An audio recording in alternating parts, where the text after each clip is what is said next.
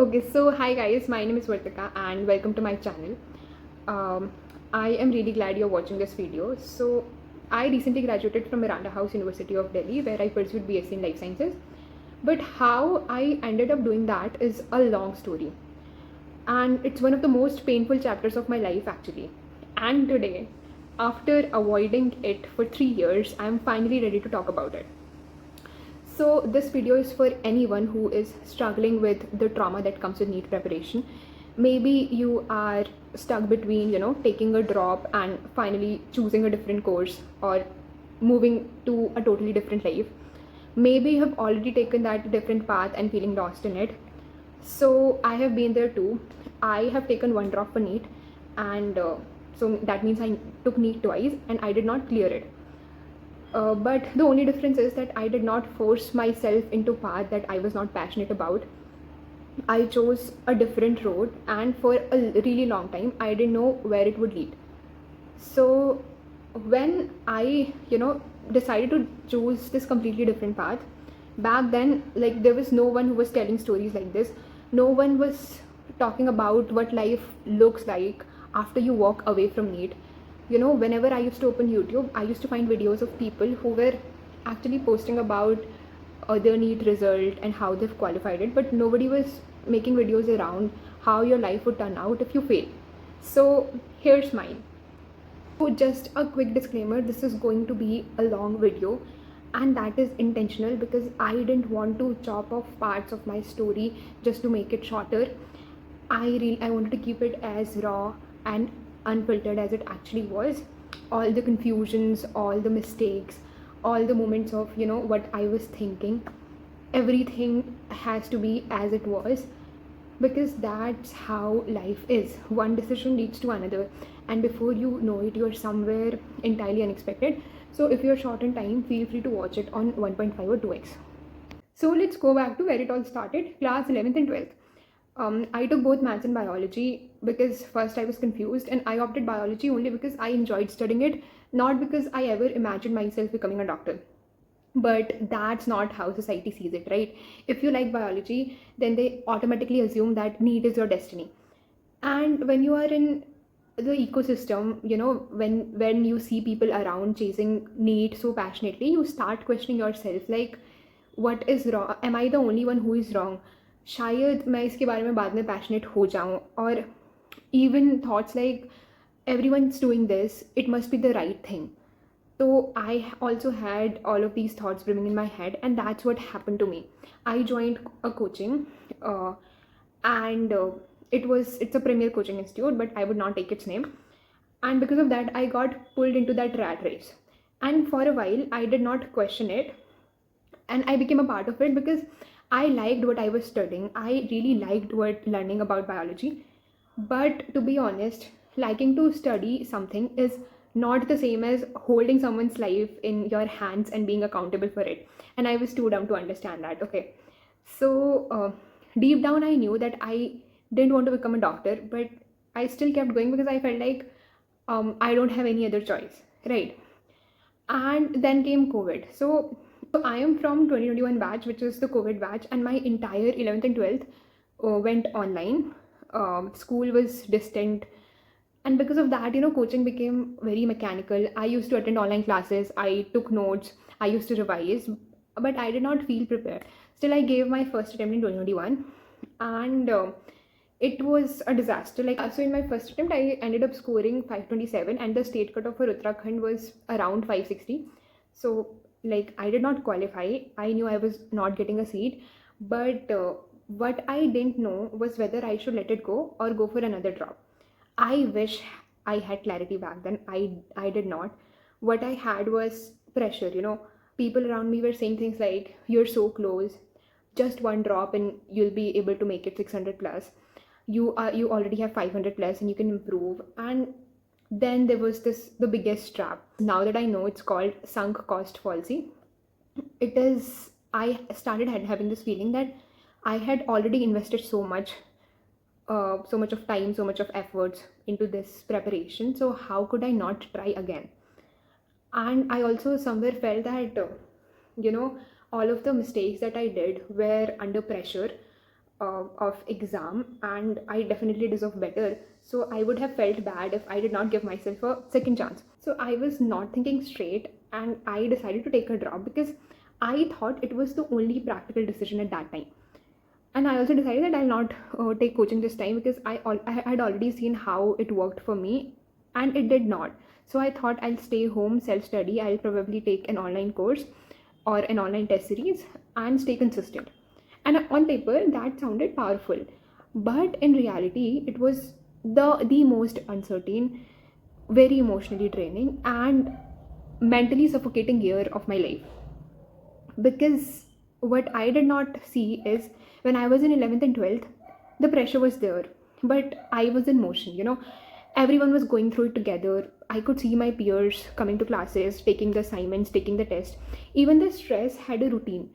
You had people around you. I had my friends who were on the same page and who I could relate to because I was going to coaching.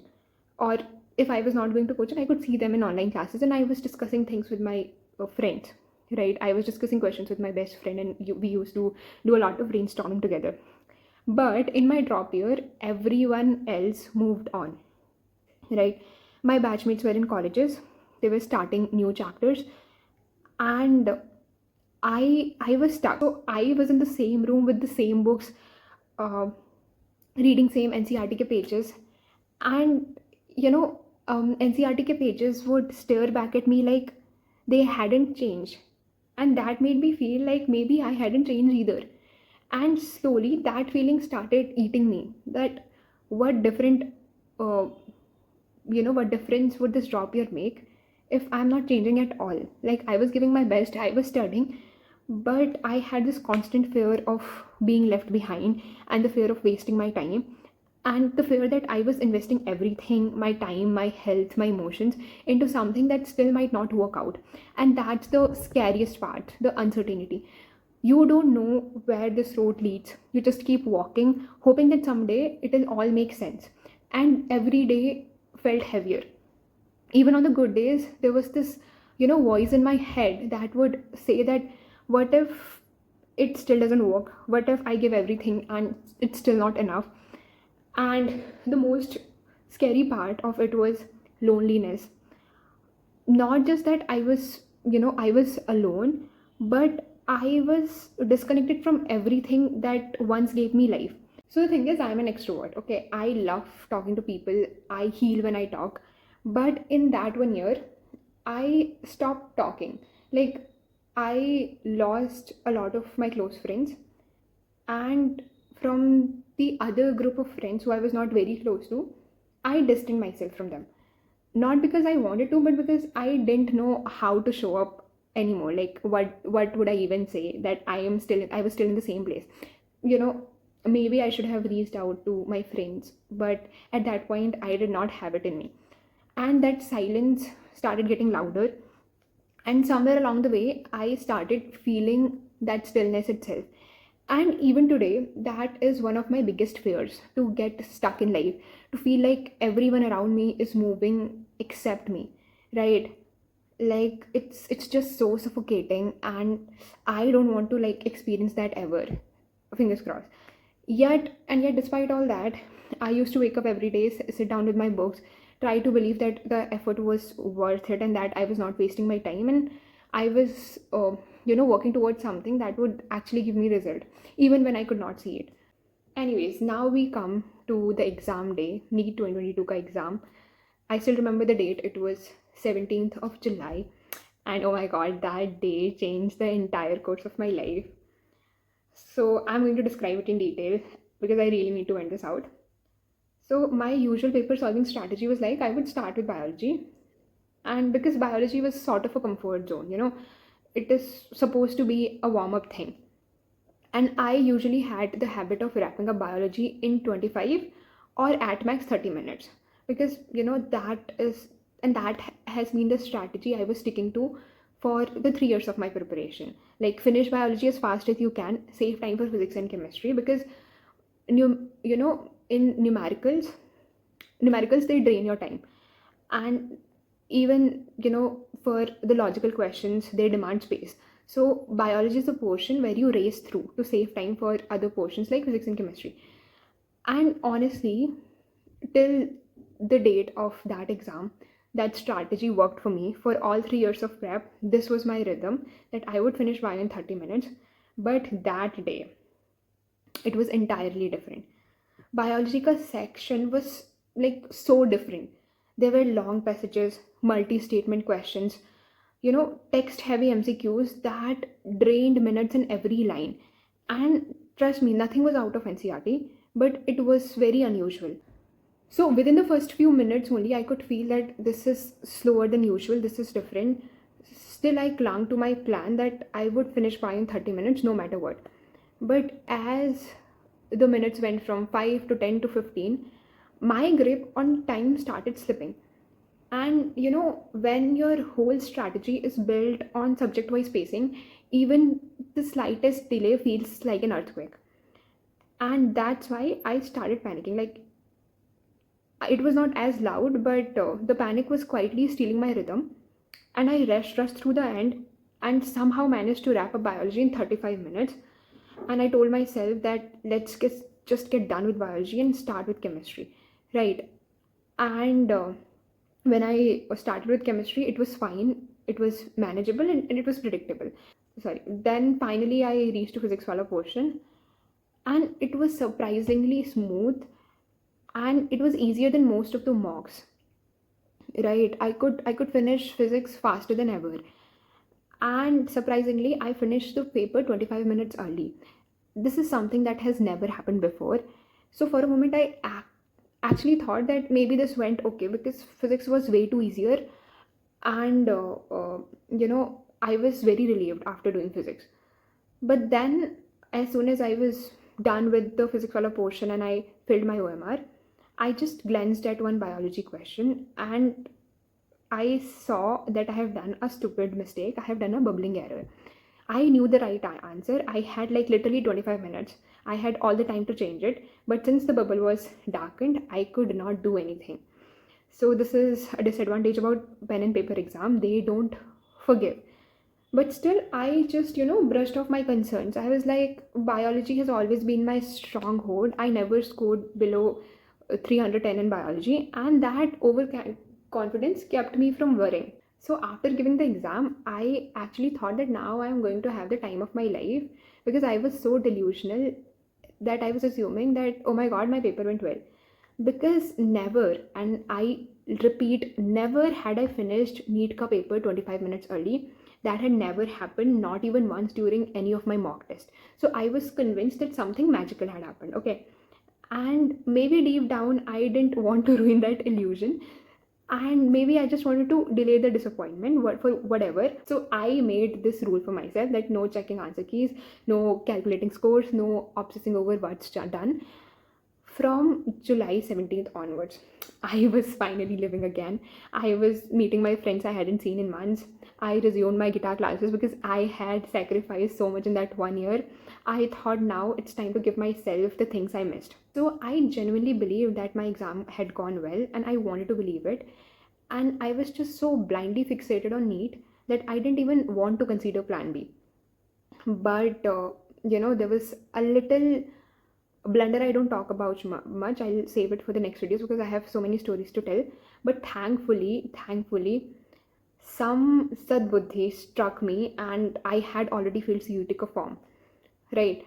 So even today, when I think about what if I hadn't filled the form, it gives me chills because it could have completely changed my life. Anyways, so I gave CUET ka exam very casually because it was after NEET and I was in my, chill girl era. I gave it with no major preparation. Obviously, I had studied rigorously for 3 years for NEET, so I was like, CUET, what is CUET gonna throw at me that I can't handle? And I was also having this overconfidence that I did well in my NEET exam, so CUET ka syllabus is literally half of NEET. So therefore, I did not revise properly. I didn't even take it seriously. In fact, a night before my CUET paper, I was talking to one of my friend and I was just gossiping, fooling around till late night. And I even told him that, yaar, mera to exam dene ka bhi man nahi kara, but thank God I gave that paper. Oh my God. So I was having a lot of fun post NEET that maybe, God would have thought, how could someone be so delusional? And then came 1st September 2022, a date that is still burned in my memory, because that's the day NEET released the OMR sheet. Okay, I still remember I opened that PDF with so much confidence. I was ready to see my score, my OMR. What I got instead was a slap in the face. Like, I had made blunders, not small ones, but huge blunders, which were literally unforgivable. And there were like at least three continuous questions where I had ticked the correct answer on my question paper, but filled the wrong bubbles in my answer sheet.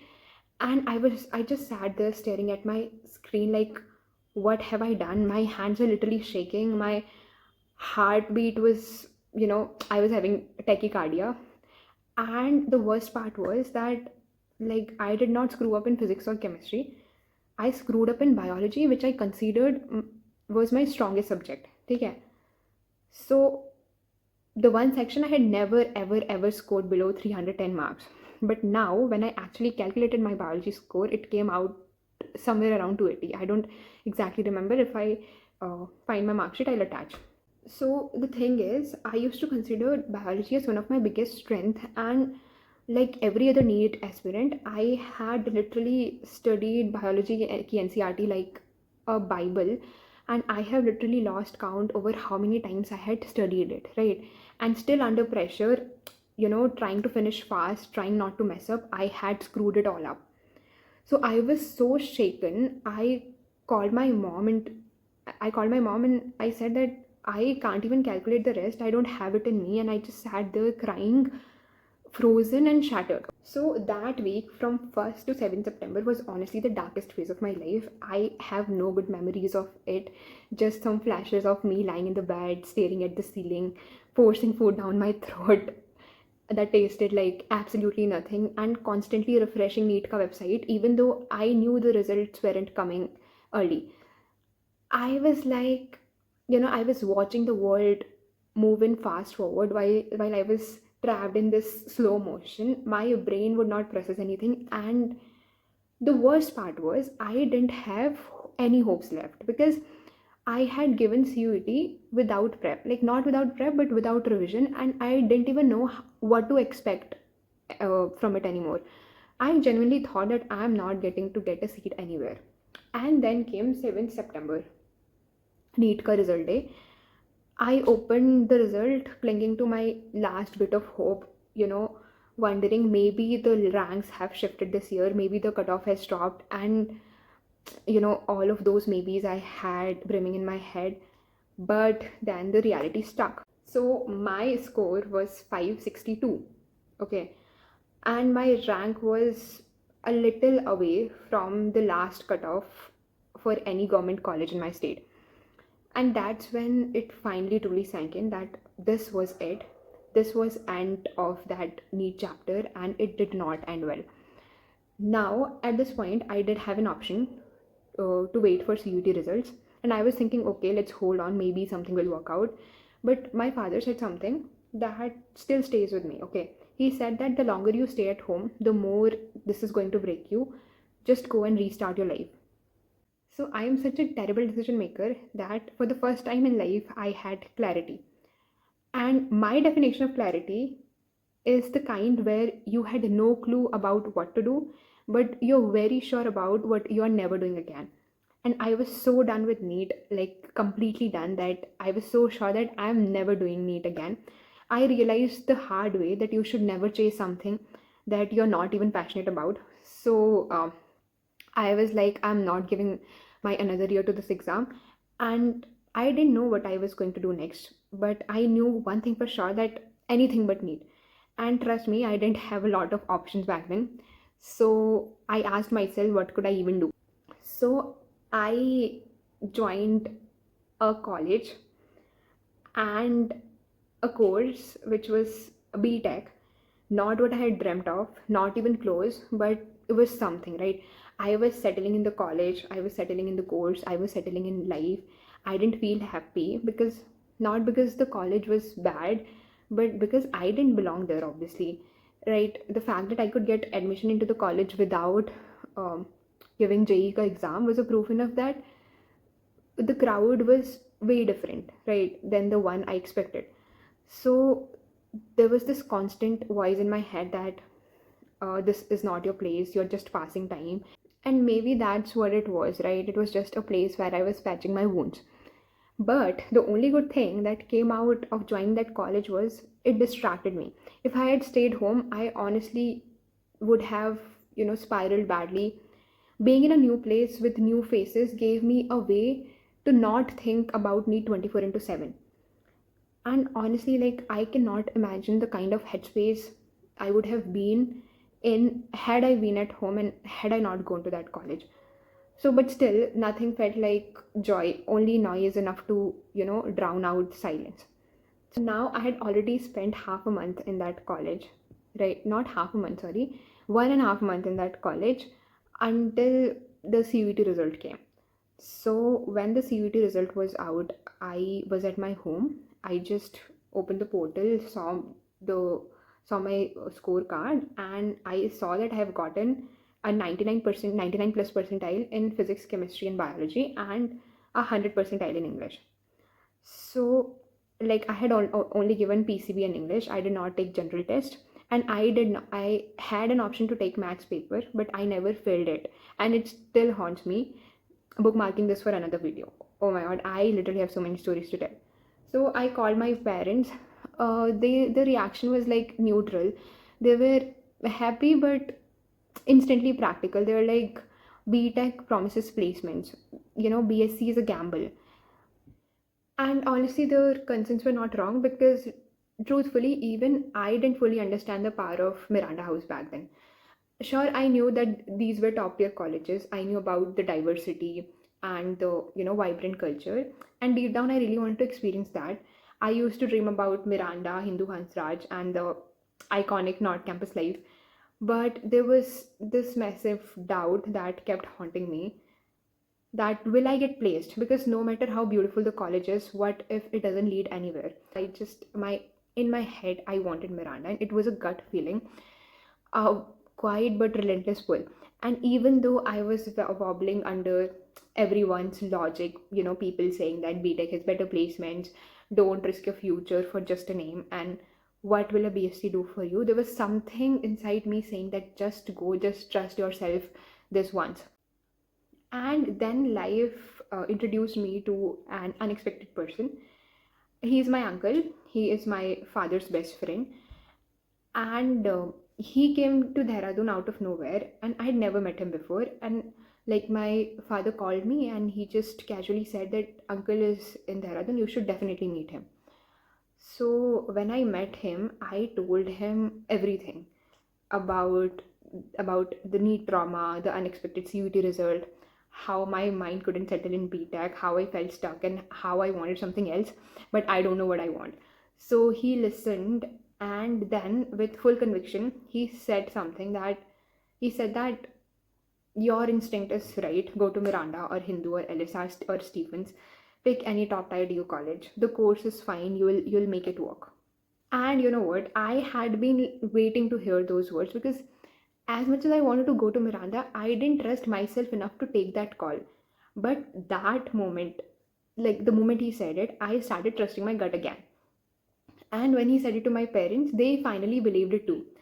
Then suddenly, Miranda didn't seem like a foolish emotional decision, and that particular conversation flipped everything. So to this day, I'm so grateful to him because if it wasn't for that moment, I honestly don't know where I'd be. And since that day, at every small and big turning point in Miranda, Uncle has been my guiding light. Whenever I'm confused, I call him. Whenever something good happens, I want to share it with him. Whenever something bad happens, I rant about it to him. So I'm just forever thankful to him. So the weird part is I met Uncle on 8th of October, and 10th of October was the last date of, preference filling. And till 8th of October, I was just procrastinating, and at a point I had just given up of even wanting to fill the form. I was like, complacent that ab jo hai so hai, let's continue here only. But then he pushed me and he said that you are sending me the preference list by tonight, and you're not sleeping before you fill it. And that's how I made my preference list. My first preference was life sciences from Miranda, then second was zoology from Miranda, then followed by Hindu, Hansraj, Ramjas, and then I made this whole list, and that's how I got into Miranda House with life sciences. It was my first preference. So from the moment I stepped into Miranda, I promised myself that I would make Miranda worth it. This is my second chance at life, so there has to be no mediocrity and no excuses. From day one, I was worried about placements, and like I used to think almost every time, like, will a life science kid ever get hired? Even now, a lot of people keep me asking that if I enter DU college like Miranda, are placements actually good? So here's a raw and non-sugar coated picture. Yes, I have cracked two offers by final year, not a headline bait like 20 LPA, 30 LPA, or 50 LPA, but a good package, a decent package for a fresher undergrad. I'll maybe spill the company name in another video once I've actually joined. But no, walking into Miranda doesn't guarantee a job. Like, I have seen it firsthand. Finance and consulting recruiters will they have this filtering criteria that only eco and maths honors people can apply, even BCom. So Miranda does not have BCom. So, but eco, BCom, and maths honors, these are like really demanding courses. So, being in life sciences puts you at disadvantage because you are only eligible to apply for open for all opportunities. Luckily, a few open for all roles showed up, and I pounced. And I'm grateful because even with the tier one tag, placements where placement season was really, really draining, and I can only imagine how difficult it would be for someone from a tier two or a tier three DU college. So, when people ask me if DU colleges are overhyped, I would say that tier one colleges are not overhyped, but tier two and tier three are, because not all DU colleges are at same level. So that uncertainty haunted me till right from first year to second year and even to third year. Yet Miranda's hyper competitive ecosystem forced me to level up. I did internships. I did 3 internships. I did event heading. I managed logistics. I applied for PORs. I really worked hard in a lot of college societies in a hope that I would be noticed somewhere. And I also grew my LinkedIn presence. At this point, I have like 13K plus followers and 2.5 million plus impressions. And LinkedIn actually helped me immensely to connect with people, to find like-minded people. I have like touchwood, I have found like really amazing people from LinkedIn. And if I talk about academics, I never got a 9 CGPA, but I made sure that I maintain a 8 plus CGPA. So the whole placement season and the whole Miranda life was so rigorous that by the end of like third year, I felt interview ready 24/7. Like, call me now and I'll be ready to take any interview, and it actually paid off. Even my best friend, she got placed at Uniqlo, and she's obviously from life sciences. And I have seen like people in Miranda who are so passionate. I saw my friends who were preparing for IIT JAM and CUET PG, and now they have gotten into ICER and IITs. And the alumni network is just so good, because you have Mirandians working at global consulting firms to top tier universities. And Miranda proves you don't need the whole life mapped out from day one. You just need to be curious and you need to work hard. So if you are, you know, targeting DO, thinking that placement are scarce, why you should bother, you are partly right. I won't give you any high hopes, because it's harder for a life science student than a maths or a eco student. But if you squeeze every drop out of Miranda's brand name, the internship, society, projects, PORs, you can get hired or crack masters or whatever goal lights you up. But if you sit idle, nothing will happen. So you need to hustle hard and the doors will open. So Miranda gave me skills, confidence, and a safe space I can't even quantify, and I wouldn't trade this journey for anything else. I love being a Mirandian with every cell in my body. And no, I am definitely not at peak of success. But if there's one thing my story proves is that failing one exam does not mean your life is over. You can change your stream and still chase what you love.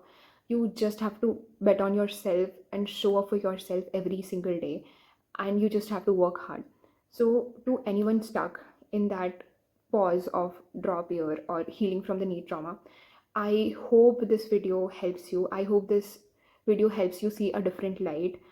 And that, I guess that's it for the video. Thank you so much for listening to my story. If you have made it this far into the video, I am genuinely grateful. Don't forget to hit that subscribe button for more such content. And if you have any thoughts, feedbacks, or suggestions, I'd love to hear from you in the comments. Bye bye.